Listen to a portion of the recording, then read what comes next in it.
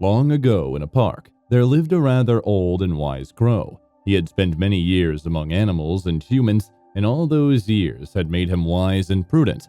However, as they say, sometimes the greatest gift can turn into the bitterest curse.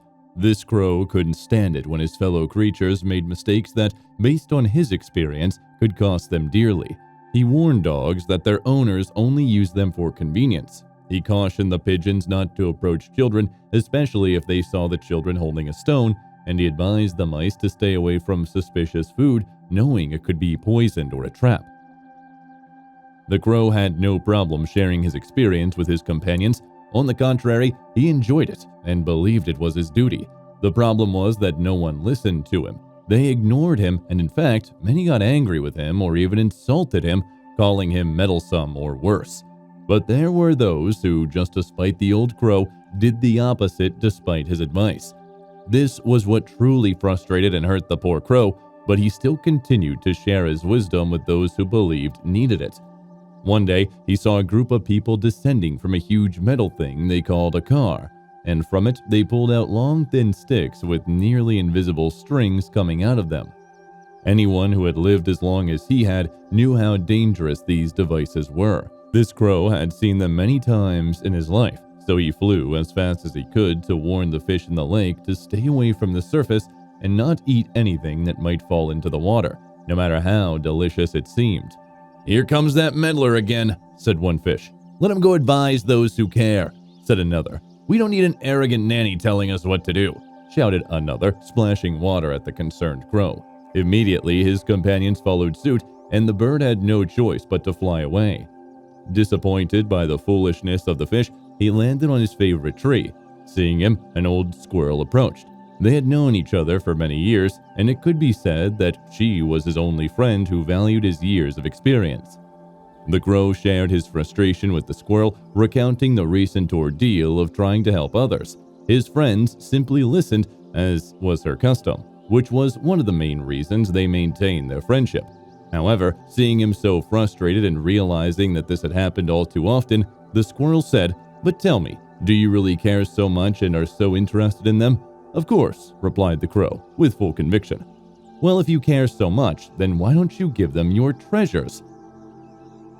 Throughout all of his years of life, the bird had collected a great number of shiny objects he found in the world and guarded them jealously as they held immense value to him. "But what are you talking about? I would never do such a thing," said the crow. "But why not? You claim to care about them, and I know you're truly generous as you share your wisdom with anyone, even those who don't ask for it. So why can't you also share your dear treasures with them?" asked the squirrel. "Well, yes, dear squirrel, but those pin-headed creatures wouldn't appreciate the value of my treasures, so it's pointless. They'd probably just let them sink to the bottom of the lake, and knowing them, they might even get angry thinking I'm throwing trash into their filthy pond. Can you imagine? No, I appreciate your advice, but throwing something so valuable to those who wouldn't know how to value it would be absurd on my part." "Undoubtedly your treasures are valuable," replied the squirrel. "But aren't your wisdom, experience, and knowledge also valuable?" "Of course they are valuable," protested the bird. "In fact, they are equally or even more valuable than my own treasure." "Then why are you willing to toss your valuable advice to those who didn't ask for it, whom you know won't appreciate it, and who might mistake your valuable words for rubbish and feel attacked? If you do that with your wisdom, why not do the same with your treasures? Please, dear crow, understand that your opinions are worth their weight in gold, so don't just give them to anyone." From that moment on, the crow realized all the years he had been throwing away his most important treasure and vowed to stop doing so. Curiously, from that point on, everyone began to value the crow much more because he started to value, respect, and guard his opinion, only sharing it with those he deemed deserving. And then, there were few who could obtain it. Suddenly, everyone wanted it. What reflection has this story left you with? I'll tell you something very curious that I've observed. I've heard many psychologists or therapists say they aren't appreciated, that people avoid them, and that others shun them solely because of their profession. However, they essentially face the same situation as the crow. Personally, I can tell you that if this doesn't happen to me at all, I'm very reserved with my opinions. If I see something wrong, but I'm not asked for my opinion, I don't say it. And the best part is when I feel it's worth sharing something, people listen to me.